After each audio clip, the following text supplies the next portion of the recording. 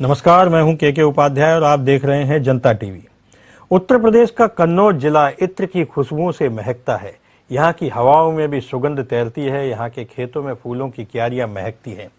लेकिन पिछले कुछ दिनों से कन्नौज राजनीति का केंद्र बना हुआ है। कन्नौज के इत्र की खुशबू न केवल कन्नौज को महकाती है, बल्कि यहाँ का इत्र पूरे विश्व में प्रसिद्ध है। बाहर भी यहाँ का इत्र इम्पोर्ट होता है, मंगाया जाता है। कन्नौज का इत्र फेमस है क्योंकि कन्नौज में इत्र व्यवसाय बड़ी मात्रा में होता है। पिछले कुछ दिनों से कन्नौज की सियासत गरमाई हुई है। यहाँ पीयूष जैन इत्र कारोबारी के यहाँ छापा पड़ा और वहां नोटों की गड्डियां मिली और ये गड्डियां लगभग 300 करोड़ की थी। 40 किलो सोना मिला। इसके बाद सियासत शुरू हुई। टाइमिंग को लेकर के सवाल खड़े किए जाते रहे और कहा गया कि यह सारा पैसा अखिलेश यादव से संबंधित समाजवादी पार्टी के नेताओं का है। अखिलेश यादव ने इससे साफ इनकार किया। उन्होंने कहा कि यह भारतीय जनता पार्टी के ही लोग हैं। इससे कुछ दिन पहले ही समाजवादी पार्टी ने समाजवादी इत्र लॉन्च किया था। उसके कारोबारी पम्मी जैन के यहाँ अभी कुछ दिनों पहले ही छापा पड़ा है। छापे की कार्रवाई चल रही है। पता चला है कि वहां भी नोट गिनने के लिए मशीन मंगाई गई है। इत्र कारोबारियों के यहाँ इन छापों से सियासत गरमाई हुई है। कहा जा रहा है कि आखिर चुनाव के वक्त ही छापों की याद क्यों आई? क्या इससे पहले जितनी भी एजेंसियां हैं, क्या वो सो रही थी या अपना काम ठीक से नहीं कर पा रही थी, या फिर चुनाव में दबाव बनाने की कोई रणनीति है? इन्हीं मुद्दों पर बहस करने के लिए हमारे साथ आज पैनल में है भारतीय जनता पार्टी के नेता एसएन सिंह, प्रोफेसर जयप्रकाश यादव प्रगतिशील समाजवादी पार्टी शिवपाल यादव के साथ जुड़े हुए हैं, कीर्ति निधि पांडे समाजवादी पार्टी से, और संजय तिवारी वरिष्ठ पत्रकार के नाते अपनी राय हमें देंगे। बात भारतीय जनता पार्टी से ही शुरू करते हैं। सिंह साहब, ये बताइए, इस समय जो छापेमारी की गई है, टाइमिंग आखिर चुनाव के ऐन वक्त पहले की क्यों चुनी गई? क्या ये टाइमिंग आपको लगता नहीं कि इससे पहले भी ये कार्रवाई हो सकती थी? फिर चुन चुन के छापेमारी होना, उन लोगों के यहाँ छापेमारी होना जो समाजवादी पार्टी से जुड़े हुए हैं, या कहीं कोई चूक हो गई है? एसएन सिंह जी। देखिए उपाध्याय जी, सबसे पहले नव वर्ष की हार्दिक शुभकामनाएं आपको, यहाँ पे बैठे सभी शुभचिंतकों को और आपके सभी दर्शकों को। दूसरा, आपका जो प्रश्न है उसके जवाब में मैं यही कहना चाहूंगा कि यह भारतवर्ष में हमेशा कहीं ना कहीं चुनाव होता रहता है और एक कार्यवाही लगातार चलने वाली सतत प्रक्रिया है। पिछले महीने आप देखे होंगे राजस्थान में चुनाव नहीं है लेकिन वहां छापे पड़े थे और 300 करोड़ रुपए एक व्यवसायी के यहाँ मिला था। महाराष्ट्र में इंपोर्ट एक्सपोर्ट करने वाले एक व्यवसायी के यहाँ भी तमाम ऐसे डॉक्यूमेंट मिले थे, जिसकी जांच चल रही है। कर्नाटक में और उड़ीसा, पश्चिम बंगाल में भी इस तरह की कार्रवाई थी। चूंकि यहाँ पे समाजवादी पार्टी के लोग पहले दिन से ही कह रहे हैं कि ये समाजवादी पार्टी के लोगों के ऊपर कार्रवाई हो रही है। भारतीय जनता पार्टी का कोई भी व्यक्ति पहले दिन से ये नहीं कहा कि ये समाजवादी पार्टी के लोग, हमने इस पे कोई ऐसी बात नहीं की। पहले दिन ही ये कहा गया कि ये राजनीतिक द्वेष से समाजवादी पार्टी का तो आरोप है कि जो सबसे पहले छापे की कार्रवाई हुई थी पीयूष जैन के यहाँ, पीयूष जैन को समाजवादी पार्टी जो है भारतीय जनता पार्टी के बता रही है। उनका कहना है कि ये गलती हो गई, भेजना कहीं और था, टीम को भेज कहीं और दिया, और अब गलती को सुधारने के लिए दोबारा छापा मारा गया है, जो कार्रवाई अभी चल रही है। सिंह साहब, देखिए, अच्छी बात है उपाध्याय जी, आपने बड़ा अच्छा सवाल पूछा। अगर वो भारतीय जनता पार्टी का है तो भी सामने आ जाएगा और समाजवादी पार्टी का है तो भी सामने आ जाएगा। जेब मेरा कटता है और बगल में बैठे हुए व्यक्ति के अंदर खलबलाहट होती है, तो इससे आप समझ सकते हैं कि वो पैसा किसका था। कोई बात नहीं, मैं कह रहा हूं अखिलेश यादव जी एक जिम्मेदार भरे पद पे पहले बैठे हुए थे, वो तो समझ सकते हैं। उनके समय में नोएडा एक्सटेंशन में 2 बड़े बिल्डरों के यहाँ छापा पड़ा था और एक शराब के व्यवसायी के यहाँ छापे पड़े थे। और सरकार किसकी थी? अखिलेश जी की राज्य में थी और केंद्र में भी अखिलेश जी समर्थन से सरकार चला रहे थे। लिहाजा ऐसे बातों को जब वो जनता के सामने ले आते हैं तो कोई भी इस पे सवाल खड़ा करेगा कि वो इस तरह की उलूल जुलूल बातें कहते रहते हैं। जैसे आप देखे होंगे उपाध्याय साहब कि कोरोना काल में ही जो वैक्सीन बन रही थी वो सबके भले के लिए वैज्ञानिक बना रहे थे, लेकिन उन्होंने क्या कहा कि ये भारतीय जनता पार्टी की वैक्सीन है। आप समझिए ये कार्रवाई कैसी होती है। जैसे किसी डॉक्यूमेंट में अगर कोई गड़बड़ी पाई जाती है तो उस पे एक जांच बैठाया जाता है। उस जांच में अलग अलग अधिकारी होते हैं, सबके अपने अपने नाम होते हैं, किसी को किसी चीज की जानकारी होती है, किसी को किसी चीज की जानकारी होती है, फिर उस पुख्ता जानकारी के आधार पर कार्रवाई होती है। लेकिन ऐसे कह देना कि ये भारतीय जनता पार्टी का है, कांग्रेस का है, फला का है, ये तो बहुत छोटी बात होगी। जी ठीक है सिंह साहब। पांडे जी, कीर्ति निधि पांडे जी समाजवादी पार्टी के प्रवक्ता हैं। कीर्ति निधि जी, इन छापेमारी पर आप क्या कहेंगे? अब बहुत लंबा सवाल न करके सिंपल सा सवाल मेरा ये है कि चलिए ठीक है, हम ये मान लेते हैं कि छापेमारी की टाइमिंग गलत है, लेकिन कैश तो मिल रहा है। देखिए पांडे जी, समाजवादी पार्टी बहुत स्पष्ट रूप से कही थी और 2-3 महीना पहले हमारे नेता ने कहा था कि जैसे जैसे भारतीय जनता पार्टी को उत्तर प्रदेश में हार नजर आएगा, वैसे वैसे देश के तमाम नेताओं का उत्तर प्रदेश में आगमन शुरू होगा। वैसे वैसे जब देश के प्रधानमंत्री उत्तर प्रदेश में प्रचार शुरू करेंगे तो इनकम टैक्स, सीबीआई और ईडी से गठबंधन करके चुनाव लड़ने का प्रयास करें और उसका नजारा देखने को मिला। राजीव राय जी हमारे पार्टी के प्रवक्ता है और जो हमारे कार्यालय में काम करने वाले लोग हैं, उनके घरों पे छापे मारे गए और मिला कुछ नहीं, आखिर कुछ नहीं हुआ। और ये जो पीयूष जैन गलती से पकड़ लिए गए, एक पढ़ना का छापा पुष्पा जैन और पम्मी जैन का, गलत खरीद में इनकम टैक्स ने उनका छापा मार दिया। अब ये सवाल खड़ा करते हैं कि समाजवादी पार्टी क्यों परेशान है। समाजवादी पार्टी जो उस दिन खबरें चल रही थी चैनलों पर कि पीयूष जैन समाजवादी पार्टी से जुड़े हैं, समाजवादी पर लॉन्च करने वाले हैं पीयूष जैन, ये गलत खबरें चलने लगी, फिर से सफाई देना समाजवादी पार्टी की नैतिक जिम्मेदारी। और हमारे एमएलसी पम्मी जैन ने भी कहा कि हम उनसे मेरा कोई संबंध नहीं, और समाजवादी पर पम्मी जैन ने लॉन्च किया था जिसका कल छापेमारी की कार्रवाई चल रही है, जो अभी तक कुछ हासिल नहीं हो पाया, अभी तक कुछ हासिल नहीं होता है। और जहां तक सवाल है, एक सबसे महत्वपूर्ण जो केंद्रीय उपाध्याय सवाल है कि माननीय प्रधानमंत्री जी ने कहा था नोटबंदी के बाद कि नोटबंदी के बाद देश से कालाधन समाप्त हो जाए जी, तो फिर 200 करोड़ से ज्यादा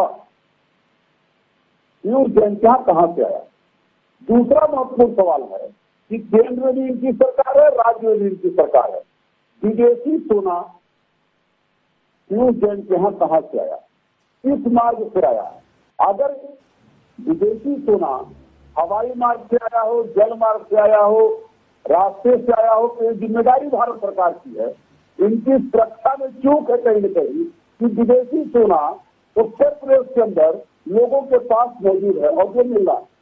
अब समाजवादी पार्टी ने बहुत महत्वपूर्ण बात हमारे नेता ने कहा कि पीयूष जैन की सीडीआर जारी कर दी जाए, और अगर पीयूष जैन की सीडीआर जारी हो जाए मोबाइल की, तो एक बात स्पष्ट हो जाएगा कि वो पैसा कहां से आया, किन बैंकों से निकासी हुई, कौन कौन लोग शामिल हैं और भारतीय जनता पार्टी के कौन कौन नेता उसमें शामिल है, इस बात का भी खुलासा हो जाएगा। लेकिन बड़ी दुर्भाग्यपूर्ण स्थिति है, जब आरोप हमारे ऊपर पिछले दिनों लगा कि विकास दुबे समाजवादी पार्टी से जुड़ा था, तब भी हम लोगों ने कहा था कि उसके मोबाइल का सीडीआर जारी किया जाए, जो नहीं हुआ है। आज हम फिर मांग कर रहे हैं कि पीयूष जैन के मोबाइल का सीडीआर कॉल डिटेल जारी कर दिया जाए, जिससे एक बात स्पष्ट हो जाएगा कि किनसे उनकी बात होती थी, कौन कौन लोग इसमें शामिल। वो तो अब जांच होगी ही। वो तो चूंकि उनको गिरफ्तार कर लिया गया, तो ईडी और तमाम जितनी भी आर्थिक वित्तीय अनियमितता जांचने वाली एजेंसियां हैं उसकी जांच करेगी। उसका सच आने में तो अभी समय लगेगा, लेकिन जिस समय पर छापे मारे गए उस समय को लेकर के तो सवाल उठना लाजमी है। लेकिन सवाल ये भी है कि इतना कैश आया कहां से, कैसे आया। इसके अलावा जो छापेमारी चल रही है उसमें भी आज नोट गिनने की मशीनें मंगाई जा रही हैं। अभी कितने नोट मिले हैं यह सामने नहीं आया है। हमारे साथ प्रगतिशील समाजवादी पार्टी, शिवपाल यादव जी की पार्टी है, उनके प्रवक्ता हैं जयप्रकाश जी। उनसे हम सवाल करते हैं कि अभी तक आपको भारतीय जनता पार्टी की बी टीम कहा जा रहा था, लेकिन अब आप अखिलेश यादव के साथ दौड़ रहे हैं। इस छापेमारी पर, इस पूरी छापेमारी की कार्रवाई पर प्रगतिशील समाजवादी पार्टी का स्टैंड क्या है और प्रगतिशील समाजवादी पार्टी सोचती क्या है? जयप्रकाश महोदय, आपने हमको कहा है भारतीय जनता पार्टी का बी टीम। ये प्रश्न आपने किस आधार पर हमको बी टीम कहा, जरा ये बताइए। तब मैं आपसे पूछूंगा कि मेरे राष्ट्रीय अध्यक्ष का क्या है। पहले इसका जवाब आप हमको दीजिए कि आपने किस बिना पर हमें कांग्रेस बीजेपी का बी टीम कहा? कौन सा ऐसा हमारा कार्यक्रम हुआ नहीं, जिसके हमने नहीं आधार कहा। पर आप अखिलेश यादव कहते थे कि ये भारतीय जनता पार्टी की बी पार्टी है। हम नहीं कह रहे। हम तो आपको प्रगतिशील समाजवादी पार्टी ही मान रहे हैं। शिवपाल यादव आपकी पार्टी के नेता हैं, लेकिन अखिलेश यादव और उनके समर्थक कभी कहा करते थे कि प्रगतिशील समाजवादी पार्टी भारतीय जनता पार्टी की ही बी टीम है। पिछले 5 वर्षों में पिछले 17 का चुनाव आदरणीय शिवपाल सिंह यादव जसवंत नगर से साइकिल चुनाव चिन्ह पर लड़े।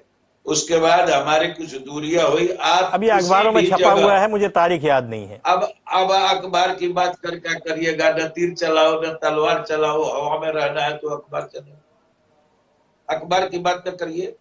और ये बात बेबुनियाद है कि हमारे नेता कभी बीजेपी के बी टीम रहे न थे, न रहेंगे, न रहने वाले।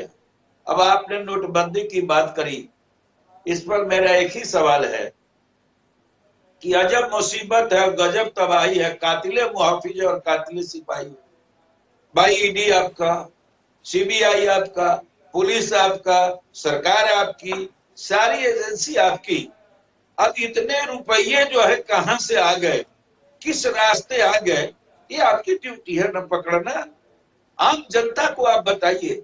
जब आप आदरणीय प्रधानमंत्री जी ने ये ऐलान किया था कि नोटबंदी के बाद 2 नंबर के जो पैसे हैं वो भारत से जो है समाप्त हो जाएंगे और सब लोगों का जो है कि नोट शुद्ध हो जाएगा, तो नोटबंदी के बाद इतना 2000 रुपया का करेंसी कहां से आया महोदय? जरा आप हमको बताइए।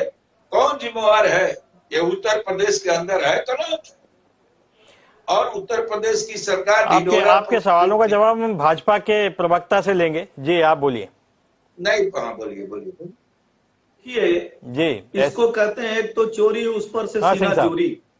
अगर कोई चोर पकड़ा जाता है तो ये नहीं कह सकता है कि भाई पूरे भारत में और लोग भी चोर हैं, सबको पकड़िए उसके बाद हमसे सवाल पूछिए। आप ये जानिए कि जो इत्र का कारोबार है और वो जो कारोबारी हैं कोई 100-200 रुपए के कारोबार नहीं करते हैं, कई हजार करोड़, 10,000 करोड़ की टर्नओवर उनकी है। उस टर्नओवर में रुपए के लेन देन चलते हैं।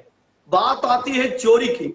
जो कर आप चोरी करते हैं, जिसको आप प्रत्यक्ष नहीं दिखाते हैं, वो चोरी हुई है कि नहीं। अगर आप चोरी किए हैं, पहले आप कह रहे हो भारतीय जनता पार्टी के हैं, उसके बाद आप कह रहे हैं कि वो समाजवादी पार्टी के हैं, वो हमारे एमएलसी हैं। अरे भाई, अगर कोई चोर है और वो पकड़ा जाता है तो मैं कह रहा हूं बड़ा दिल दिखाते हुए उसका स्वागत होना चाहिए और समाज में एक मैसेज जाना चाहिए, चाहे किसी की भी सरकार हो, कि इस तरह से गलत तरीके से कमाए हुए धन से जो भी व्यक्ति बड़ा बनता है वो निंदा का पात्र है, घृणित है। उसके खिलाफ कठोर से कठोर कार्रवाई होनी चाहिए।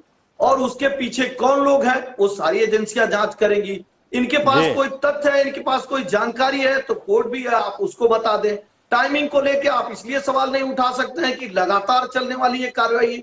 मैंने बताया पिछले महीने 6 जगह छापे पड़े थे, उसके पिछले महीने पड़ा था।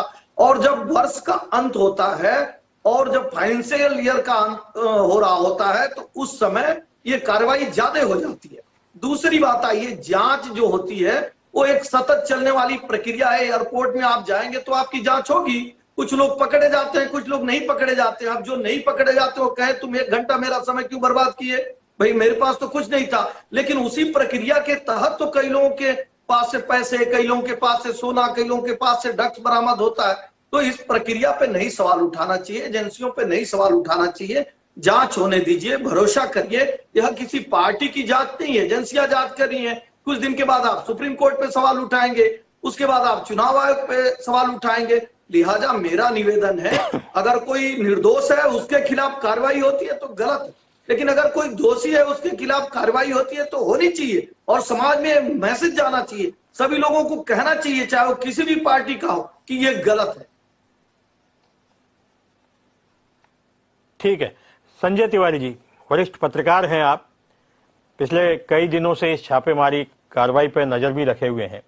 आखिर ये हो क्या रहा है और इस समय ही क्यों? दरअसल अभी मैं सभी की बातें सुन रहा था और जब छापा पड़ा और जितने नोट पहले दिन पीयूष जी के यहां से बरामद हुए थे, तो उसके बाद से ये मामला पूरी तौर पर राजनीतिक इसको स्वरूप दे दिया गया। किसी ने कहा कि ये छापा किसी और के यहां पड़ना था, गलती से उनके यहां पड़ गया। नोट जब बरामद होने शुरू हुए और जिस तरह से नोटों की गड्डियां निकली और जैसे मशीनें लगा के रात दिन एक करके 50 कर्मचारी उस नोट को गिन रहे थे और उसके बाद वो नोट सरकार के कब्जे में गया, उसके बाद भी ये बात आई कि वो व्यापारी जो है उसने अपना टैक्स अदा करने की बात की है और उसको पैसा वापस कर दिया गया है, जबकि ये गलत बात थी। छापेमारी ईडी की कोई नई चीज नहीं है।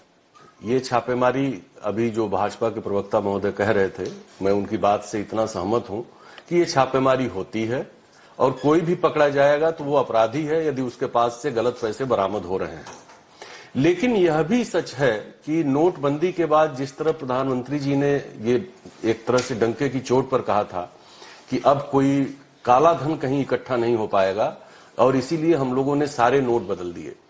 लेकिन दुख है, बहुत दुख है इस बात का कि देश में इतनी बड़ी संख्या में नोट अवैध बरामद हो रहे हैं। नोट तो अवैध नहीं है, लेकिन अवैध धन है वो। टैक्सेशन डिपार्टमेंट ऐसा क्या करता है कि इतना पैसा लोग इकट्ठा कर लेते हैं, चोरी कर लेते हैं और उसको तब पता चलता है जब कोई चुनाव आने वाला होता है। इस पर तो सवाल जरूर उठेगा, चाहे आप जब भी करें। जैसे आप कोई कार्रवाई सामान्य तौर पर करते हैं उस समय कोई कुछ नहीं बोलता है, कार्रवाई चलती रहती है। लेकिन यदि चुनाव है और चुनाव के समय पैसे का खेल शुरू हुआ तो इस पैसे के खेल पर तो सबकी निगाह जाती है, जनता की भी निगाह जाती है, अखबारों की भी निगाह जाती है, पार्टियों की भी निगाह जाती है। अभी तक दोनों पार्टियां जिस तरह से एक दूसरे पर आरोप प्रत्यारोप की बात कर रही हैं, और यह भी बड़ी गजब की बात है कि जिस व्यक्ति का नाम लेकर के एक बहाना लिया जा रहा था कि छापा तो पुष्पराज के घर पड़ना था और पड़ गया पीयूष जैन के यहां, और उसके 5 दिन 6 दिन 7 दिन बाद पुष्पराज जी के यहां भी छापा पड़ रहा है। तो ये मौका क्यों दिया गया कि वो अपना पैसा कहीं ठिकाने लगा सके? उनका नाम जब आ गया तो हम कैसे मान लें कि उन्होंने पैसे ठिकाने न लगाए होंगे, वो पैसे बाहर न निकाले होंगे, उनकी ट्रकें कहीं ट्रांसपोर्टेशन में न चल रही होंगी। ये तो बड़ा अजीबोगरीब सा मामला इस समय सामने चल रहा है। इसमें हम किसी को क्लीन चिट नहीं दे सकते कि इन्होंने बड़ा अच्छा किया और इन्होंने बड़ा खराब कर दिया। चोरी, कालाबाजारी ये प्रमाणित है दोनों छापों में। दोनों व्यवसायियों ने देश का पैसा चुराया है, ये सच है, लेकिन पूरा सच सामने नहीं आ रहा है। ईडी ने एक विज्ञप्ति जारी की थी अभी परसों और उन्होंने कहा था कि जो अखबारों में खबरें छप रही हैं वो गलत छप रही हैं। पीयूष जैन जी के यहां से जितना पैसा बरामद हुआ है वो सारा का सारा पैसा एसबीआई के लॉकर में जमा कर दिया गया है। उस पर जैसा निर्णय होगा वैसा बाद में देखा जाएगा। वहां एक बात तो स्पष्ट हो गई। उसके बाद पुष्पराज जैन के यहां छापा पड़ा, 2 दिन तक कुछ पता नहीं चला कि कितने पैसे मिले, क्या हुआ, कैसे हुआ। आज ये खबरें आ रही हैं कि उनके यहां भी नोट गिनने की मशीन लगाई गई है। तो ये ईडी की कार्रवाई को लेकर के एक संदेह जैसी स्थिति तो जरूर पैदा होती है कि एक बार आप नाम अखबारों में उछलवा देते हो, अखबारों में, मीडिया में, समाज में ये नाम आ जाता है कि छापा उनके यहाँ पड़ना था, गलती से उनके यहाँ पड़ गया, फिर उसके बाद वो, और ऐसा भी नहीं है कि कोई चोरी है इसमें। ये तो बातें कीर्तिनिधि पांडे जी, भारतीय जनता पार्टी लगातार समाजवादी पार्टी पर भ्रष्टाचार को लेकर के आरोप लगाती रही है और हमला करती रही है। भारतीय जनता पार्टी ने अपना जो टैगलाइन भी बनाया है कि भ्रष्टाचार से मुक्त सरकार उन्होंने स्वयं को बताया है, और समाजवादी पार्टी को जब भी वो घेरते हैं भ्रष्टाचार के मुद्दे पर ही घेरते हैं। और इस समय जो कार्रवाई हुई है उससे जो नोट बरामद हुए हैं या नोट बरामद होने वाले हैं उससे उनके ये आरोप सही प्रतीत होते हैं, ऐसा लगता है। चाहे टाइमिंग सही है या गलत ये एक अलग विषय है, इस पर अलग डिबेट हो सकती है, लेकिन नोट तो बरामद हुए हैं। इन सारे जो सवालात उठ रहे हैं जनता के बीच में, उस पर आपका क्या कहना है? समाजवादी पार्टी आखिर भ्रष्टाचार का जो टैग है वो समाजवादी पार्टी पर चिपक क्यों जाता है? कीर्ति जी। है कि समाजवादी पार्टी के एमएलसी के घर छापे पड़े, उनके यहां से नोट बरामद हो रहे हैं। पीयूष जैन जी भी समाजवादी पार्टी के से जुड़े हुए व्यक्ति बताए गए हैं। इत्र का कारोबार है, बड़ा कारोबार है। अखिलेश यादव जी ने अभी एक प्रेस कॉन्फ्रेंस की थी, कल ही शायद किया था उन्होंने, जिसमें वो इत्र के कारोबार को लेकर और उसके बजट को लेकर और उसकी पूरी इकोनॉमी को लेकर बहुत लंबा चौड़ा व्याख्यान दिया था। लेकिन सवाल ये उठता है कि इतना बड़ा कारोबार यदि हो रहा है और सारे लोग एक ही भाव भंगिमा में मिल रहे हैं, भ्रष्टाचार जैसी चीज एक ही केंद्र में एक ही दिशा से निकल के आ रही है, तो ये भाजपा के लिए तो एक प्लस पॉइंट है, इसमें कोई दो राय नहीं है। भारतीय जनता पार्टी हमेशा से इनको घेरती रही है इसी चीज पर। अखिलेश जी ने जितने भी डेवलपमेंट के काम किए थे, उन सारे कामों पर भारतीय जनता पार्टी ने उनको भ्रष्टाचार का आरोप लगा के ही घेरा था, चाहे वो गोमती रिवर फ्रंट रहा हो, चाहे वो एक्सप्रेसवे का मामला रहा हो। ठीक है तिवारी जी, चाहे और ठीक है, इस आप जो आरोप लगा रहे हैं, इसका जवाब हम कीर्ति निधि पांडे जी से ले लेते हैं। कीर्ति निधि पांडे जी, समाजवादी पार्टी पर आखिर भ्रष्टाचार के जो आरोप लगते हैं वो उनको जस्टिफाई करने के लिए क्या ये कार्रवाई हुई है, और समाजवादी पार्टी पर ये भ्रष्टाचार के आरोप चस्पा क्यों हो जाते हैं? भारतीय जनता पार्टी भ्रष्टाचार को लेकर के लगातार समाजवादी पार्टी पर हमला करती रही है। कीर्ति जी। देखिए उपाध्याय साहब, 2017 में भारतीय जनता पार्टी की सरकार बनी। कीर्ति जी, मैं बता रहा हूँ, 2017 में भारतीय जनता पार्टी की सरकार उत्तर प्रदेश में बनी और लगातार सरकार बनने के बाद तमाम कार्यों पर भारतीय जनता पार्टी ने कहा यहाँ भ्रष्टाचार हुआ। लेकिन मैं आपसे पूछना चाहता हूँ कि 5 साल की सरकार अब चुनाव में जाने वाली है भारतीय जनता पार्टी की, किस भ्रष्टाचार के खिलाफ समाजवादी पार्टी के खिलाफ कार्रवाई? हमारे नेता के खिलाफ कहाँ भ्रष्टाचार का कोई आरोप लगा या कोई जांच हुई या किसी के खिलाफ कार्रवाई? दूसरा सवाल, ये सवाल तो इसलिए खड़ा हुआ पीयूष जैन का, पीयूष जैन के यहाँ जिस दिन छापेमारी होना कोई गलत नहीं, छापेमारी होनी चाहिए। अगर कहीं काला धन है तो उसकी बरामदगी होनी चाहिए।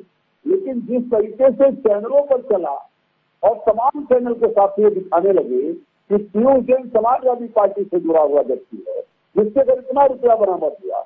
मैं कह रहा हूँ पम्मी जैन जी हमारे एमएलसी हैं, समाजवादी इत्र उन्होंने लॉन्च किया, उनके यहाँ छापा पड़े हैं।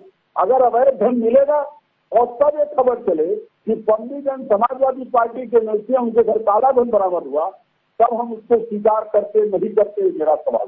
लेकिन पीयूष जैन जो भारतीय जनता पार्टी से जुड़े लोग हैं, जिसका समाजवादी पार्टी से कोई वास्ता नहीं, उनको भी अखिलेश यादव जी से जोड़ करके सिर्फ बदनाम करने की नियत से जिस तरीके से हमारे पार्टी के नेताओं का छापा मारे जा रहे हैं। राजू राय जी हमारे पार्टी के प्रवक्ता, जिनका 17,000 रुपया केवल उनके पास से नगद बरामद हुआ, और जिस तरीके से समाजवादी पार्टी के दफ्तरों में रहने वाले लोगों के आज छापे मारे जा रहे हैं, और ये चुनाव का वक्त 10 दिन बाद आचार संहिता लग जाएगी। ऐसे समय में छापेमारी केवल भारतीय जनता पार्टी अपनी क्षमता छिपाने के लिए, जो जनता के हित में कोई बड़े फैसले नहीं कर पाई, उसको छिपाने के लिए समाजवादी पार्टी को बदनाम करके चुनाव लड़ना चाहती है। लेकिन एक बात सच है, जनता इस बार महंगाई के सवाल को लेकर के, जनता इस बार बेरोजगारी को सवाल को लेकर के, जनता किसानों की समस्या को सवाल को लेकर के मतदान करेंगे। और जहां तक सवाल है भ्रष्टाचार का, मैं बताता हूँ भारतीय जनता पार्टी सरकार का भ्रष्टाचार।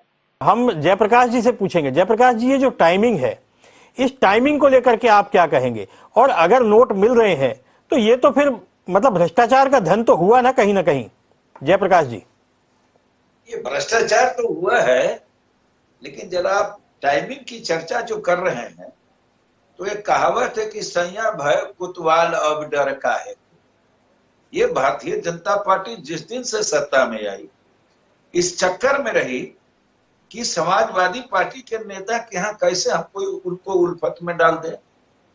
भाई बहुत सारे एजेंसी जिनके पास थे, आपने अभी गोमती रिवर फ्रंट की बात कही है, उसके अनुसंधान चल रहे हैं, लेकिन आपके स्टूडियो से ये बात आवाज आना कि भारतीय जनता पार्टी ने जो काम करी है या कर रही है, उससे आम आवाम में समाजवादी पार्टी का छवि धूमिल हो रहा है, महोदय, ये बड़ा ही दुखद है। आप सम्मानीय समाचार मीडिया, प्रिंट मीडिया के लोग हैं, अखबार वाले, रोड है, आपकी बात जनता सुनती है। समाजवादी पार्टी या प्रगतिशील समाजवादी पार्टी या मेरा गठबंधन कि किसी नेता पर हम तो टाइमिंग पे सवाल उठा ही रहे हैं, आप हम पे आरोप कैसे लगा सकते हैं? हम तो कह ही रहे हैं कि छापेमारी की कार्रवाई से कोई गुरेज नहीं है, लेकिन जो टाइमिंग है वो गलत है। हम तो खुद ही कह रहे हैं कि यह टाइमिंग क्यों चुनी गई। वही तो मैं जवाब दे रहा हूँ। हमारे समाजवादी पार्टी के प्रवक्ता की बात मैं थोड़ी सी सुनी है, आवाज धुंधली हो गई थी, आपने हमको नहीं सुना सका। ये टाइमिंग जो है, आप यह जान लीजिए कि बुझने वाला हर चिराग टिमटिमाता है। अभी से 1 सप्ताह पहले आपने पढ़ा होगा कि सुप्रीम कोर्ट ने एक जजमेंट किया है कि उत्तर प्रदेश के 45 विधायक नहीं लड़ पाएंगे चुनाव, उसमें 35 गो बीजेपी के लोग हैं। इन लोग तो वॉशिंग मशीन न है, इस पार्टी में जो चला गया वॉशिंग मशीन में धुल गया। अभी आप हम पर तोहमत लगा रहे थे स्टूडियो से कि समाजवादी पार्टी पर यह तोहमत लग रहा है। भाई अब प्रूफ हो जाए कि समाजवादी पार्टी के एमएलसी के यहाँ से जिसने समाजवादी की तरफ निकाला उसके यहाँ से रुपया निकला। आप पूछ जाए जी के यहाँ से करोड़ों निकला, अरबों निकला, आपकी एजेंसी है। मैंने चंद पल पहले कहा है कि गजब मुसीबत है, गजब तबाही है, कातिले मुहाफिज है, कातिल सिपाही है। आपका ईडी, आपका सीबीआई, आपका सब कुछ। 2013 में आदरणीय लीजिए महोदय, 2013 में मनमोहन सिंह की जब सरकारें थी जी जी, तो आदरणीय मोदी जी की टीम ये कहती थी कि केंद्र की सरकार सीबीआई का इस्तेमाल तोता की तरह करती है, सीबीआई केंद्र की सरकार का तोता है। अभी केंद्र की सरकार जो सीबीआई का नाजायज लेहा फायदा उठा रही है अपने विरोधियों को प्रताड़ित करने के लिए, दमित करने के लिए, आप बताइए उसका कहीं ना कहीं कुछ ना कुछ गलत इस्तेमाल हो रहा है कि नहीं? तो मैं ये कहना चाहता हूं कि आपके स्टूडियो से ये जाए कि उसका जवाब तो बीजेपी वाले देंगे। कहिए कि ये तोहमत समाजवादी पार्टी को। एसएन सिंह जी, ठीक है, हम भारतीय जनता पार्टी के प्रवक्ता से इसका जवाब ले लेते हैं। सारे सवाल भारतीय जनता पार्टी की तरफ उठ रहे हैं। एक सवाल यह भी है, क्या भारतीय जनता पार्टी को कहीं ऐसा लग रहा था कि उनकी स्थिति चुनाव में कमजोर है, इसलिए उन्होंने इस तरह के जो है टाइमिंग चुनी, या ध्यान डाइवर्ट करने के लिए या मुद्दे बदलने के लिए इसकी जरूरत पड़ी? सच्चाई क्या है सिंह साहब? देखिए सर, मैं बताऊं आपको, भारतीय जनता पार्टी का कहीं भी किसी भी तरीके से भारतीय जनता पार्टी समाजवादी पार्टी से तो कमजोर नहीं है। और किसी भी मायने में अगर ये 5 दिन में एक सभाएं कर रहे हैं तो आप देखे होंगे 6 रथ हमारे निकले हुए हैं और एक रथ जो है 40 सभाएं कर रही हैं। कहीं 25,000, कहीं 50,000, 2 लाख की भी भीड़ आ रही है। तो उसकी कोई तुलना नहीं। आज डिबेट जिस मुद्दे पे हो रहा है उसी पे चर्चा कर ले। देखिए, लैपटॉप घोटाला इनके समय में हुआ, इन्होंने कहा कि हम कहाँ बता पाए। अरे भाई, आप तमाम ऐसी चीजें जिसको आप मिटा के चले गए, आपने ही दिखाया है कि 8 लाख ही लैपटॉप बट गया, 13 लाख लैपटॉप आए थे, बाकी का पता नहीं। शिक्षा में बहुत सारे शिक्षक ऐसे पकड़े गए जो थे ही नहीं और उनके नाम पे पैसे जाते थे। कैसे जाते थे उसका जवाब आप दे लेंगे और जनता देख रही है। बहुत तेरे लोग जेल जा चुके हैं। गायत्री प्रजापति साहब जो न्यूनतम जीवन अपना जीते थे, वो एक ही बार कई हजार करोड़ के संपत्ति के मालिक हो गए। तो जाहिर है कि जनता उसमें सवाल उठाएगी। मैं कह रहा हूं कि अगर एजेंसियों को आप इस तरह से के ऊपर आरोप लगाते रहेंगे तो ये स्वस्थ समाज के लिए ठीक नहीं है कि कल को आप सुप्रीम कोर्ट को लगाएं, फिर सेना को लगाएं, फिर चुनाव आयोग को लगाएं। अगर आप गलत नहीं है और आपके खिलाफ कार्रवाई हो रही है तो जनता देखेगी, जनता उसका जवाब देगी। लेकिन अगर कोई चोर है और ये कहे कि नहीं भाई हम पहले और चोरों को आप करके आइए फिर उसके बाद हमसे कहिएगा, तो ये ठीक बात नहीं है। समाजवादी पार्टी की सरकार 2017 में क्यों गई? क्योंकि भ्रष्टाचार, अपराध आप देखे होंगे उस समय इन लोगों का नारा था, जो जमीन सरकारी है वो जमीन हमारी है। मथुरा में रामवृक्ष यादव कांड हो जाता है। मऊ में जब सरकार के नाक के नीचे ऐसे ऐसे काम होते हैं, सभी जिलों में दंगे होते हैं और प्रत्येक जिले में कर्फ्यू लगे रहते हैं। तो इस तरह की जब सारी चीजें चल रही होती है, पर्ची की सरकार चल रही होती है और होड़ लगा होता है साहब, इन लोगों में तो होड़ लगा होता है कि किसके पास 10 गाड़ी है, कौन सी गाड़ी हो गई। अरे उनके पास तो लखनऊ में भी मकान हो गई, दिल्ली में भी हो गया, चंडीगढ़ में भी हो गया, तो दूसरे भी खरीद। तो जब इस तरह से जब होड़ लगा था और आप अपनी संपत्ति कमाएंगे तो आप जनता के सामने कैसे जाएंगे? मैं तो कह रहा हूं केंद्र में भी आप थे। ऐसा तो नहीं है कि केंद्र में आपके समर्थन से 10 साल सरकार चली और क्यों केंद्र में थे वो भी देश की जनता जानी। तो आपको साहब शुरू से ही ऐसा काम करना पड़ेगा कि कभी जनता उंगली न उठाए। हमारा शीर्ष नेतृत्व, हमारा प्रदेश का शीर्ष नेतृत्व दोनों इतना ईमानदार है कि आप चैनल पे बैठ के भी हमारे शीर्ष नेतृत्व पे उंगली नहीं उठा सकते हैं। ख्याली पुलाव मैं पकाने से बता कुछ रहा नहीं हूँ होगा। भ्रष्टाचार आपका। 3 बार उत्तर प्रदेश की मैं जनता बता ने रहा हूँ आपको 5 चुना। साल के सरकार का देखिए, भ्रष्टाचार अपने मन से मनगढ़ंत बातों को कहना, मैं आप देखिए आपके समय में पर्ची पे मैं सरकार आपके चलती थी, सरकार का SDM भ्रष्टाचार के बता रहा 65 हूं, सुनने को पोस्टों में से तैयार हो तो सुन 55 एक लीजिए। ही धर्म जाति के लोग हो जाते थे। आप यादव सिंह साहब को लेके हाई कोर्ट के आगे सुप्रीम कोर्ट तक पहुंच गए। जब कोर्ट ने फटकार लगाई तब FIR दर्ज होता है। अरे भाई, जब इस तरह के जाति के कार्य हैं आप सिंह करेंगे साहब, तो प्रदेश उस की जाति जनता के क्या कितने आपको नहीं कलेक्टर है देख उत्तर रही थी? प्रदेश में? आपको सोचना उस चाहिए। जाति के पूरे कितने प्रदेश को कप्तान है 3 उत्तर भागों में प्रदेश बांट में? के कहीं कितने का चाचा भ्रष्टाचार चला रहे पूरे थे, कहीं उत्तर का प्रदेश में काका क्यों चला नहीं रहे बताते थे, आज? कहीं का अब्बा चला क्यों रहे नहीं थे, कहीं बताते का आज? भैया चला रहे थे। और तो और छोड़ दीजिए, बताइए ना, जिस धर्म आपके जाति के अपराधियों के जिस खिलाफ तरह से उत्तर प्रदेश की बंटवारा सरकार करके ने चलाया जा कार्रवाई रहा था, नहीं किया। बिजली सिर्फ क्यों नहीं जातियों बताते के आप? लिए, केवल बीजेपी धार्मिक को विकास बोलने कुछ नहीं है। दीजिए, बनारस हमें में भी मौका जौनपुर है, दीजिए जवाब सुल्तानपुर देने है, का। प्रतापपुर है, हर तरह के कोंडा हो, घोटाले, जो हर आपके तरह जाति से के अपराधियों के भ्रष्टाचार। खिलाफ कार्रवाई देखिए, क्यों नहीं हुई अब भारतीय तक? जनता पार्टी की सरकार प्रदेश की हमारे जनता ऊपर ने सवाल बनाया। उठाने वाले उसने हैं सिंह कहा साहब, यह अपने की आवाज परिवारवाद उठाइए मैं एक कह रहा बार। हूं इसमें कि हमारी भी बात समाजवाद नहीं सुनिए। आ गया है, परिवारवाद आ गया है, नहीं जिन्नावाद आ बताइए गया ना, है, कार्रवाई क्यों नहीं किया साम्राज्यवाद आ आपने गया अपने है। जाति के इसलिए लोगों के उत्तर खिलाफ? प्रदेश की जो जनता ने आपके जाति के परिवारवाद अपराधियों की के समाज खिलाफ को बोलने का उनके भुलाकर खिलाफ कार्रवाई फिर राष्ट्रवाद, भी क्यों नहीं हुई? विकासवाद की जो सरकार आपकी को उत्तर जाति के प्रदेश में ले उसी आया जाति के है। माननीय और इस मुख्यमंत्री जी चैनल के माध्यम से बतलाता हूं कि उपाध्याय 2017 जी, में हमें भी समय इस दीजिए बहुमत से बोलने भारतीय की। जनता देश पार्टी की की जनता सरकार हिम्मत बनी। नहीं आपके अंदर उससे जवाब भी देने ज्यादा की, बहुमत से भारतीय हिम्मत जनता पार्टी नहीं। की सरकार केवल बनी। एक अजय पार्टी सिंह के सैनी के प्रवक्ता खिलाफ के कार्रवाई चिल्लाने कब से होगी? कुछ हमें भी जवाब देने का समय दीजिए। श्री उपाध्याय जी, पांडे जी जवाब दे रहे हैं। सिंह साहब, पांडे जी आपकी बात का जवाब दे रहे हैं। पांडे जी जवाब ले लेते हैं। पांडे जी, आप कुछ कह रहे थे। जी पांडे जी, आप जवाब दीजिए। के उपाध्याय साहब, पांडे जी जो जवाब हमारी दीजिए। हमारी सरकार पर यादव जाति के पोस्टिंग को लेकर के सवाल खड़ा कर रहे हैं, ऐसे साहब को बताना चाहिए कि आज उनकी जाति के कितने लोग कलेक्टर है उत्तर प्रदेश के अंदर। आज इनको बताना चाहिए उनके जाति के कितने लोग कप्तान है उत्तर प्रदेश के अंदर। और उनको ये बताना चाहिए कि अगर उत्तर प्रदेश के मुख्यमंत्री ने बुलडोजर चलाया तो इनके जाति के जो अपराधी हैं उत्तर प्रदेश के अंदर, उनके ऊपर बुलडोजर क्यों नहीं चला? उनके घरों पर बुलडोजर अजय मिश्र सैनी के घर में बुलडोजर तक चलेगा, जिनके बेटे ने साजिश करके बाप बेटे मिलकर के किसानों के ऊपर गाड़ियां चढ़ा दी। और जहां तक भ्रष्टाचार का सवाल है, के उपाध्याय साहब, कोरोना का बेग को ऑफर कराया उत्तर प्रदेश की सरकार ने। उत्तर प्रदेश के सभी जनपदों में ऑक्सीमीटर, थर्मामीटर अलग अलग दरों पर खरीदे गए, जिसकी तमाम शिकायतों के बाद भी न तो महामहिम राज्यपाल महोदय ने संज्ञान लिया, न उत्तर प्रदेश की सरकार ने संज्ञान लिया, न कोई जांच हुई आज तक। सिंचाई विभाग में घोटाला, इनके विधायक पांडे जी, सदन में इस मुद्दे को नहीं उठाया गया। समाजवादी पार्टी ने सदन में इस मुद्दे को क्यों नहीं उठाया? इस मुद्दे को लेकर के धरने प्रदर्शन क्यों नहीं हुए? इस मुद्दे को लेकर के विधानसभा में घेराव क्यों नहीं हुआ? उपाध्याय साहब, सदन में भी ये सवाल उठा और अभी इनके विधायक ने सड़क का उद्घाटन किया, नारियल नहीं टूटा, सड़क टूट गई।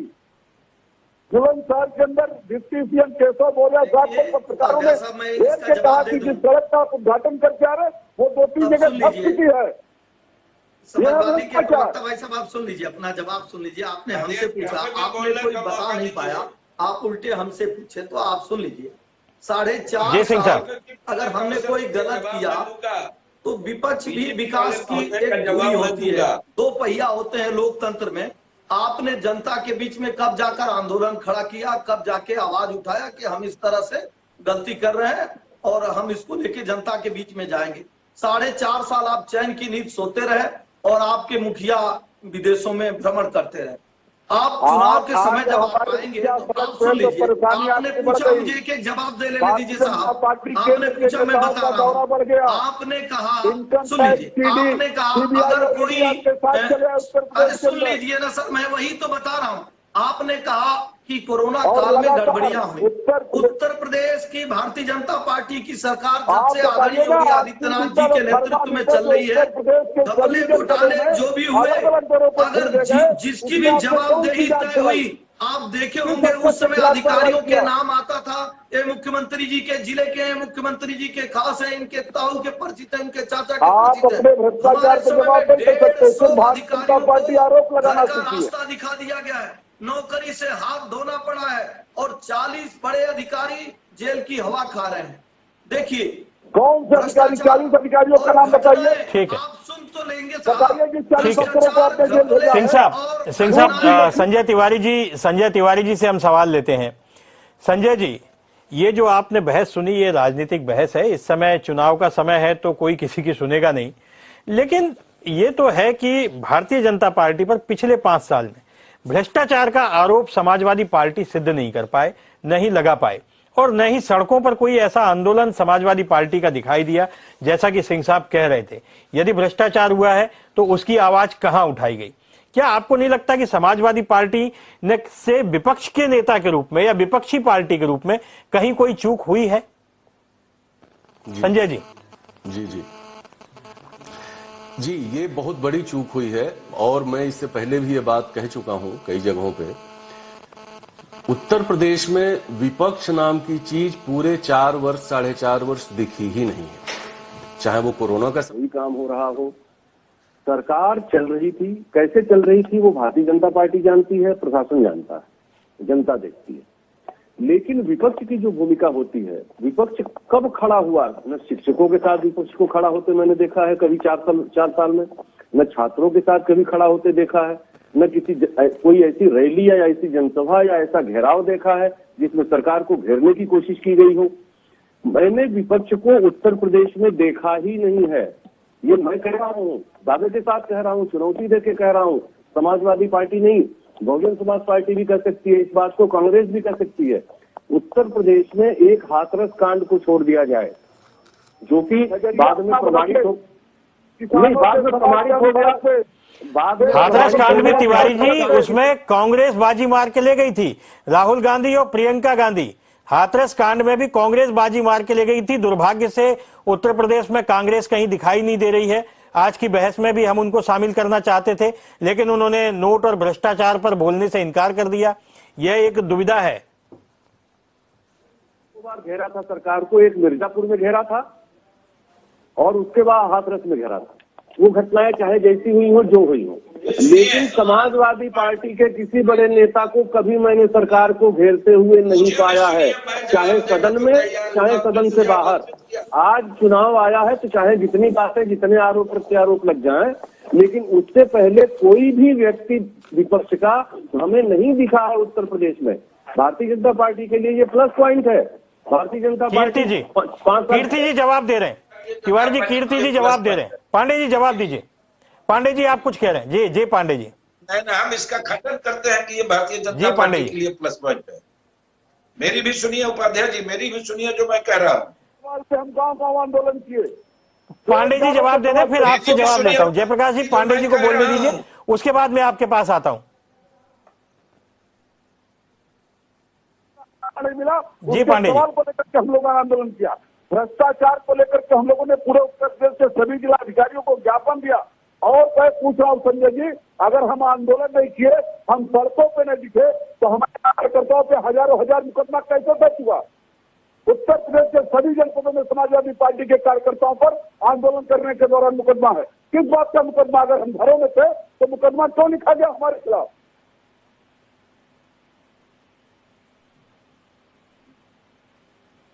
ठीक है, जयप्रकाश जी आप कुछ कहना चाह रहे थे। जयप्रकाश जी, मैं ये कहना आप भी विपक्ष में थे, आपकी पार्टी ने क्या किया? मेरी पार्टी जी बोलिए जयप्रकाश जी। हैसियत थी, हमारे नेता आदरणीय शिवपाल सिंह यादव ने सड़क से लेकर सदन तक किया।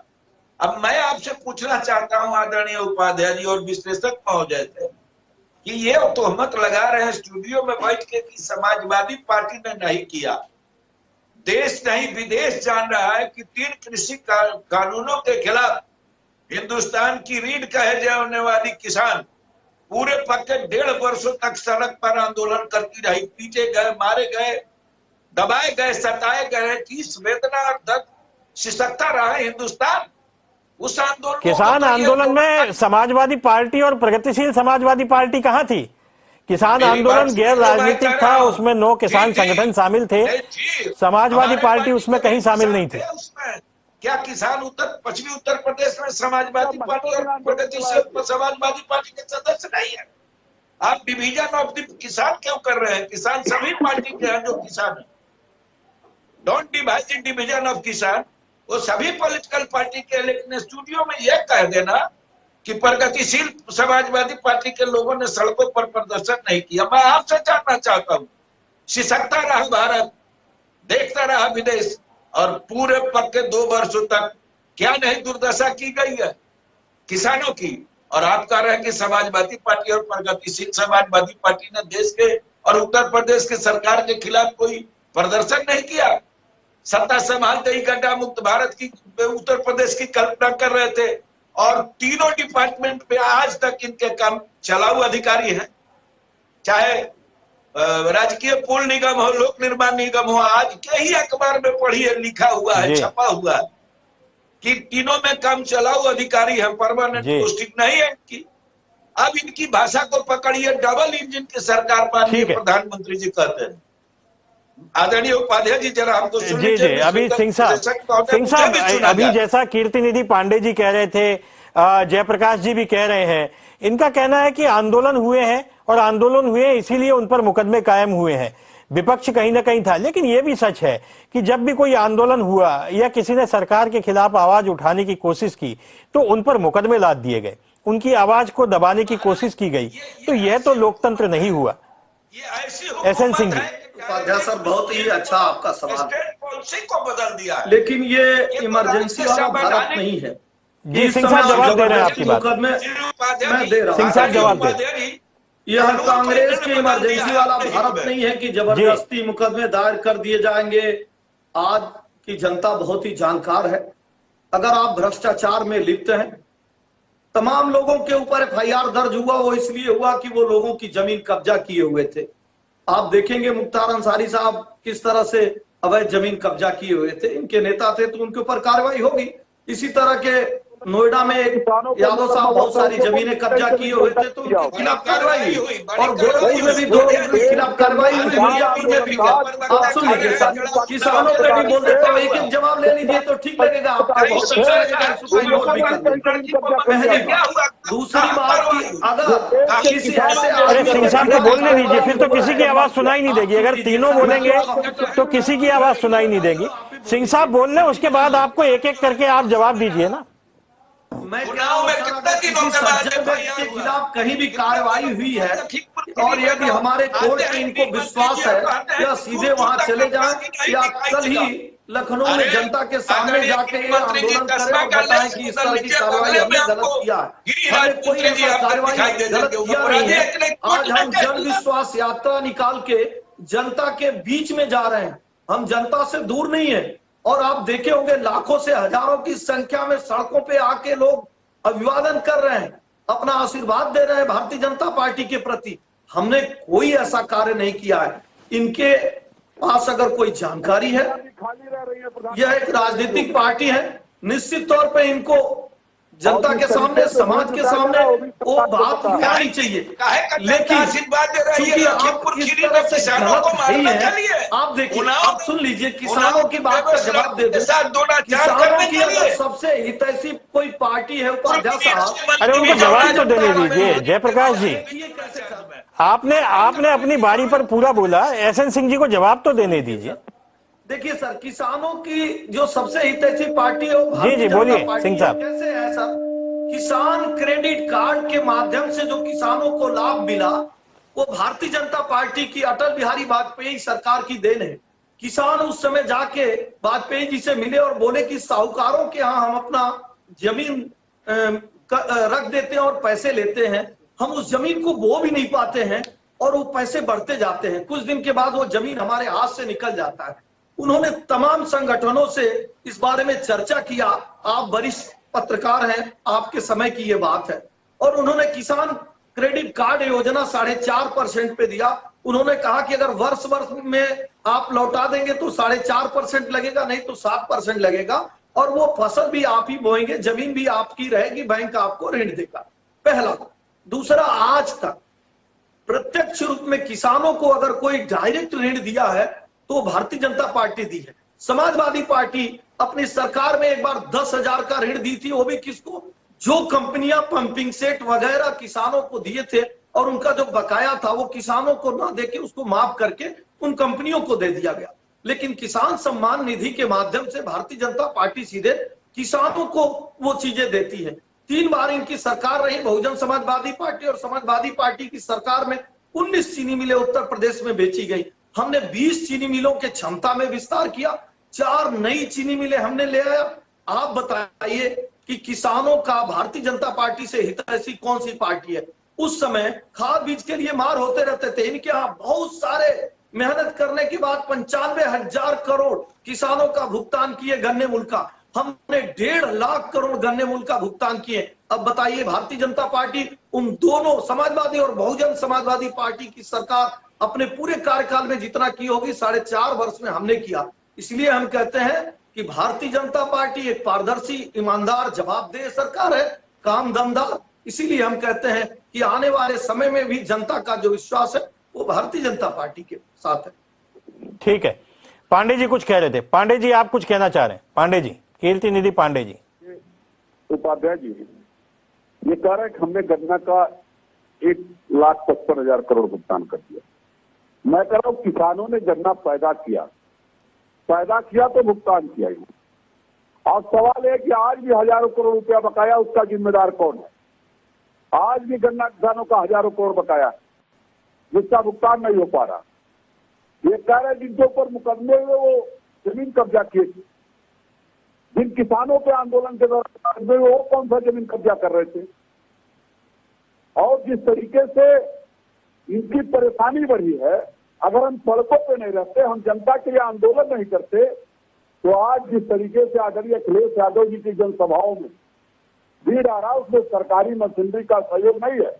जबकि माननीय प्रधानमंत्री जी के रैलियों के लिए जिस तरीके से जनता के पैसे का दुरुपयोग हो रहा है, 3-3 हजार बसें लगाई जा रही है रैलियों के लिए, सरकारी कर्मचारी लगाए जा रहे हैं, कलेक्टर, कप्तान, पीडीओ, डीडीओ, जिस तरीके से लेखपाल कानून को लगाए जा रहे हैं, जिस तरीके से ठेकेदार और प्रधानों पर दबाव बनाया जा रहा है दिलवाने के लिए, ये सरकार को सच्चाई पता है। इसीलिए समाजवादी पार्टी को किसी न किसी बहाने बदनाम करके चुनाव लड़ना चाहती है। अगर चुनाव में ईमानदारी से भारतीय जनता पार्टी लड़ना चाहती है तो विकास कार्यों के आधार पर लड़े, जनता फैसला 22 में कर देगी कि भारतीय जनता पार्टी कहाँ रहेगी। जी श्री उपाध्याय जी। ठीक है, हाँ जयप्रकाश जी। जी हाँ जयप्रकाश जी बोलिए। जी बोलिए। आदरणीय ये प्रवक्ता बीजेपी कह रहे हैं कि किसानों की हितैषी की पार्टी है, तो मैंने तो बता दिया किसानों की कितने हित की है, लॉ एंड ऑर्डर इनका कितना मजबूत है। अब आइए नौजवानों और बेरोजगारों के प्रति सरकार की क्या भावना रही और ये पिछले सरकार 4 वर्षों में क्या किया है। इनके प्रधानमंत्री जी ने कहा और गृह मंत्री जी ने कहा कि जो इंजीनियर है, डॉक्टर है, जो बीटेक है, बी फार्मा है, वो पकौड़ा छान के बेच लिए, भी तो रोजगार है, ये भी तो नौकरी है। ये इन्हीं का देना है। भाषाओं पर ये इनका बुनियाद जो है भाषाओं और नारों की सरकार रहती है। तो उत्तर प्रदेश की जनता इस पर आदरणीय अखिलेश यादव जी में पूरा विश्वास करके सड़कों पर ये कह रही है कि भाई जिसको चाह रहा प्रदेश का नाम है अखिलेश। अब चाहिए सरकारी एजेंसियों से, जनसंपर्क डिपार्टमेंट से जितना वोट लगवा ले। अब देखते होइएगा आदरणीय अखिलेश जी जहां जा रहे हैं, एक जैक्सन लाभ माताओं की, बहनों की। सिंह साहब से जवाब लेते हैं। सिंह साहब, बेरोजगारी को लेकर के लगातार सभी विपक्षी पार्टियां भारतीय जनता पार्टी पर हमलावर रही हैं और शिक्षकों के प्रदर्शन जारी है। बेरोजगारों के मसले पर क्या भारतीय जनता पार्टी कहीं ना कहीं चूक गई है? क्या रोजगार देने के जो दावे हैं, कहा जा रहा है कि उत्तर प्रदेश में सर्वाधिक रोजगार भारतीय जनता पार्टी ने दिए हैं, आखिर सच्चाई क्या है? देखिए सच्चाई यही है कि सबसे ज्यादा रोजगार भारतीय जनता पार्टी ने दिया है। अपने आंकड़े देख ले, गूगल पे भी है। समाजवादी पार्टी के सरकार में 2 लाख रोजगार दिया गया था, हमने 4.5 लाख प्रत्यक्ष रोजगार दिया और 20 लाख से अधिक हमने अप्रत्यक्ष रोजगार दिया है। आज जो बुनियादी ढांचे में बदलाव आया है, जो सड़कें बन रही है, इसके माध्यम से भी रोजगार मिल रहा है। डिफेंस कॉरिडोर जो बन रहा है उसके माध्यम से भी रोजगार मिल रहा है। आज जो हॉस्पिटल बन रहे हैं उसके माध्यम से भी रोजगार मिल रहा है। रैपिड रेल जो बन रहा है उसके माध्यम से भी रोजगार मिल रहा है। हम लगातार रोजगार देने का काम कर रहे हैं। भारतीय जनता पार्टी पर्ची की सरकार नहीं है, पारदर्शी और जवाबदेह सरकार है। आप देखिए इनके समय में बिजली जो आती थी वो कभी दिन में आते थे, कभी रात को आती थी। किसान कितने परेशान होते थे, पूरे रात भर जगे रहते थे कि कब बिजली आएगी और वो चलाएंगे। मैं तो कह रहा हूं अपना डाटा ये खोल के बताए ना। आज जो है पूर्वांचल एक्सप्रेसवे जो बना है उसमें किसी ने गिट्टी सप्लाई किया, किसी ने बालू सप्लाई किया, किसी ने मिट्टी सप्लाई किया। बगल में 4 चाय की कोई बेच रहा है, तो जो बुनियादी विकास होते हैं उससे निश्चित तौर पे रोजगार होता है। और जो ये कह रहे हैं चाय बेचना, पकोड़े बेचना, एक छोटा सा शहर मेरठ ले लीजिए, गाजियाबाद ले लीजिए, आगरा ले लीजिए, वहां जितने कल कारखाने में लोग काम नहीं करते होंगे, गोरखपुर ले लीजिए, देवरिया ले लीजिए, बस्ती ले लीजिए, जितने कल कारखाने में लोग काम नहीं करते हैं, उतना वहां जो दुकानें होती हैं शाम को आप देखे होंगे कईयों हजार की संख्या में लोग निकलते हैं। तो जब किसी चीज के बुनियादी विकास होता है, वहां कोई चीज आता है अगर, तो उस पर जाहिर तौर पर ढेर सारे रोजगार मिलते हैं। चूंकि इनके समय में रोजगार दिया नहीं गया, और विकास की जो ये बात कह रहे थे कि विकास में हम चुनाव लड़ेंगे, तो भारतीय जनता पार्टी से विकास में किसी भी तरीके से ये तुलना नहीं कर सकते। ईज ऑफ डूइंग बिजनेस में आज हम नंबर 1 चल रहे हैं। आज देखिए इनके समय 2 लाख करोड़ का बजट था, हमारा 5 लाख करोड़ का बजट है। यही सब अगर करना होता तो ये जिन्ना का नाम नहीं लेते, कहीं विकास की बात नहीं कहे, कहीं इन्होंने नहीं कहा कि हम ये करेंगे। इनके सांसद कहते हैं अगर समाजवादी पार्टी की सरकार नहीं आएगी, अगर हम 10 बच्चे नहीं पैदा करेंगे, तो अगले बार जो हमारी दिवाली होगी वो आ रहा हूं जयप्रकाश जी, आ रहा हूं, 1 मिनट सिंह साहब को अपनी बात पूरी करने दीजिए। मैं कह रहा हूं ऐसी बातों को कौन कहता है? भारतीय जनता पार्टी कभी ऐसी नहीं करी है। अरे सीना ठोक के हम जनता के बीच में गए हैं, हम समाजवादी पार्टी। ठीक है सिंह साहब, संजय तिवारी जी से मैं एक सवाल लेता हूं, उसके बाद जयप्रकाश जी के पास आऊंगा। 1 मिनट जी, संजय तिवारी जी आपने तीनों की बात सुनी। बेरोजगारी के मुद्दे पर लगातार सभी विपक्षी पार्टियां हमलावर है, आखिर स्थिति है क्या? आप भी लगातार राजनीतिक विश्लेषण करते रहे हैं और आपकी उत्तर प्रदेश की राजनीति पर पकड़ और नब्ज पर आपकी अच्छी पकड़ है। आप क्या सोचते हैं इसे लेकर के? भारतीय जनता पार्टी के दावों में कहां तक दम है? देखिए, वो बातें बहुत स्पष्ट है। अभी इन सभी की बातें मैं सुन रहा था, जयप्रकाश जी भी कुछ बोल रहे थे और माननीय कीर्तिनिधि जी भी कुछ बोल रहे थे। बहुत संक्षिप्त जवाब दीजिए, क्योंकि मैं जयप्रकाश जी से भी मैंने कहा है उनसे सवाल लूंगा, और कीर्तिनिधि पांडे जी से भी।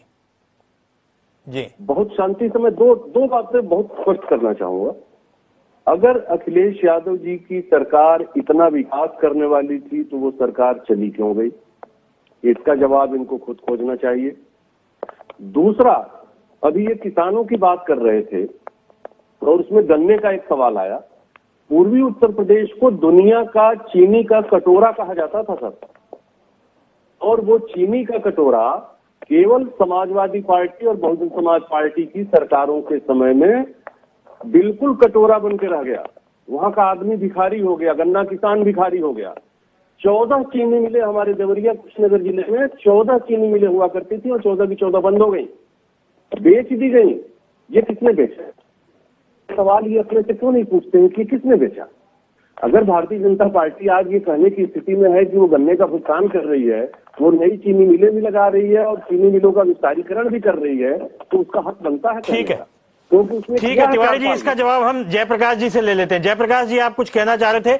10 सेकंड है आपके पास, 10 सेकंड में अपनी बात कीजिए, फिर मैं कीर्तिनिधि पांडे जी से आखिरी क्लोजिंग मार्क्स लूंगा। जी जब कर रहे हैं तो 2 ही लाइन समझ लीजिए, जिसकी जैसी खाखड़ पैया वैसी हमारी है। 12,500 रेलवे एम्प्लॉय को ये हटा टर्मिनेट कर दिए, आपको ये पता है। और बैंक को निजीकरण करने जा रहे हैं तो 51,000 लोग यूजलेस हो जाएगा। यही इनकी बुनियाद है। ये केवल भाषा पाली है, कुछ करती नहीं है भारतीय जनता पार्टी। और ये हम पर तोहमत लगा रहे हैं कि अखिलेश यादव। ठीक है, कीर्तिनिधि पांडे जी, तमाम छापेमारी और तमाम आरोपों प्रत्यारोपों के बीच समाजवादी पार्टी आज अपने आप को कहां पाती है? कीर्तिनिधि जी, कल कहा गया। कीर्तिनिधि जी को जवाब देने दीजिए, समय बहुत कम है। जी, महंगाई के सवाल को लेकर के, बेरोजगारी के सवाल को लेकर के, किसानों की समस्याओं को सवाल को लेकर के, और हमें खुशी इस बात की है कि उत्तर प्रदेश के जिन जिन जनपदों में आजादी राष्ट्रीय ध्वज का कार्यक्रम हो रहा है, रथ यात्राएं चल रही, सुबह से लेकर रात तक 11 बजे तक 12 बजे तक जनता उनका इंतजार कर रही है और उनको प्रेम, समर्थन, प्यार और उनको ताकत और बल दे रही है कि बदलाव करने के लिए जनता उत्तर प्रदेश की तैयार है। और हर हाल में 2022 में बदलाव होकर रहेगा। और जो संजय तिवारी जी ने कहा कि 5 ठीक है, साल ठीक है पांडे जी, आप सभी लोग हमारे साथ जुड़े इस बहस में, आप सब लोगों का बहुत बहुत धन्यवाद। समय हमें इसकी इजाजत नहीं दे रहा कि इसको लंबा खींचा जाए, हम फिर किसी डिबेट में आपके साथ हाजिर होंगे। ये थी उत्तर प्रदेश की कन्नौज की सियासत पर डिबेट। शुरुआत इत्र से हुई थी, लेकिन अंत में भ्रष्टाचार, किसान, बेरोजगारी और तमाम सारे मुद्दों पर एक दूसरे पर आरोप प्रत्यारोप लगाने लग गए। भारतीय जनता पार्टी ऐसा कोई मौका नहीं छोड़ना चाहती जिससे कि उनकी छवि को कोई धक्का पहुंचे। भ्रष्टाचार के मुद्दे पर फर्क साफ है का उन्होंने टैगलाइन दी है, लेकिन आखिर परिणाम क्या होंगे? अभी तो चुनाव की घोषणा बाकी है, चुनाव की घोषणा होने के बाद चुनाव बाकी है। दावे सबके अपने अपने हैं, रिजल्ट क्या होगा यह तो जनता जानती है। आप देखते रहिए जनता टीवी, समाचारों का सिलसिला जारी रहेगा। नमस्कार।